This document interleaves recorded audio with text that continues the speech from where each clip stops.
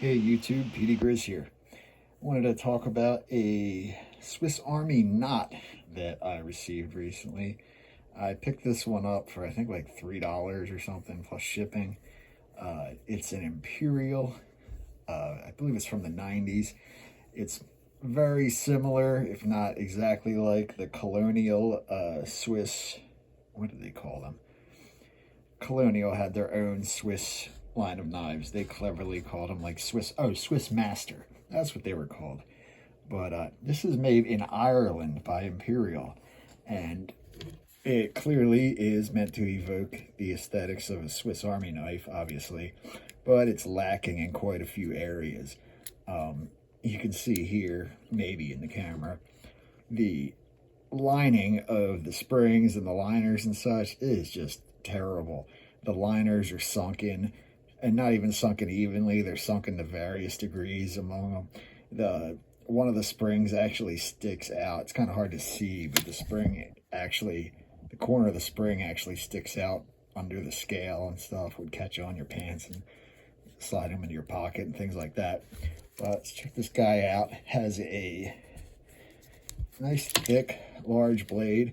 Has I think some kind of chemical got on. I mean, obviously it's stainless steel, but this is like some kind of pitting that I tried washing it off and stuff, and it is just on there. It's like I think it might be like something from melted solder or something like that, but it is just on there really good. I mean, I'm gonna have to use some sandpaper and just polish right through it. Is the only way I'm gonna get it off, because it's not something that's just gonna clean off.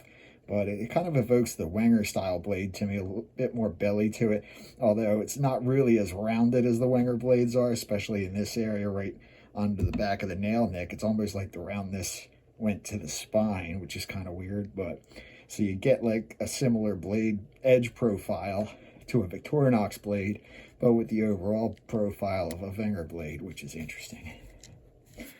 While I got that out, I cannot get this reamer out without having the blade open. When the blade's closed, the reamer is like pinched in between it and the handles and just simply will not allow it to lift enough to get your thumbnail under it to get it completely out of there. It does have a nice sharpened edge on it. I mean, it's a very simple flat type of reamer, kind of similar to the ones on the ALOC soldiers and whatnot. It closes fine, but it just, the way it's wedged in there, it's actually pushing the large blade over, and I cannot get my finger under to pull it out without pulling the big blade out first. As a generic bottle opener and screwdriver, I mean, what would it be without it? And it has Imperial's giant safety can opener, which, you know, it's a can opener.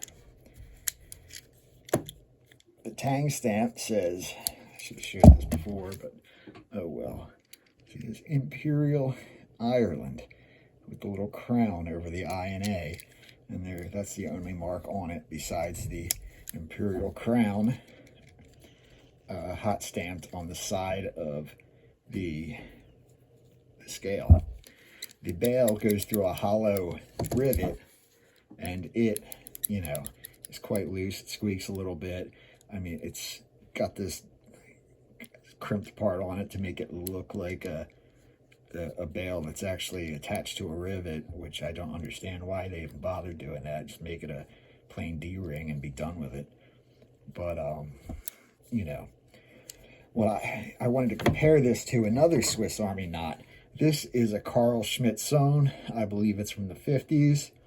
And this is the exact opposite as far as manufacturing quality. This is even higher quality than an average Swiss Army knife. The blade on this one was in very rough shape when I got it, and you can still see some of the deepest gouges that I didn't bother going all the way. I just got it so it looked much better overall. But this was made by Schmidt Sohn, which they're famous for their little tang stamp that includes the original shop that they opened, I believe in 1860s is when they started. They're in Solingen, Germany.